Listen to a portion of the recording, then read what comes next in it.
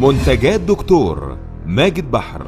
عندك كحة وتعبت في علاجها، عندك ربو ويئست من علاجه، متضايق من ضيق في التنفس وحساسية في الصدر، الدنيا اسودت قدامك ومش لاقي حل، اوعى تيأس، الحل موجود مع دكتور بحر. عملنا جو تشيست، اعشاب طبيعية وفريدة من نوعها علشان تقضي على كل المشاكل دي. مجموعة عشبية من الطبيعة تقف وراء قهر الربو وحساسية الصدر والكحة المزمنة.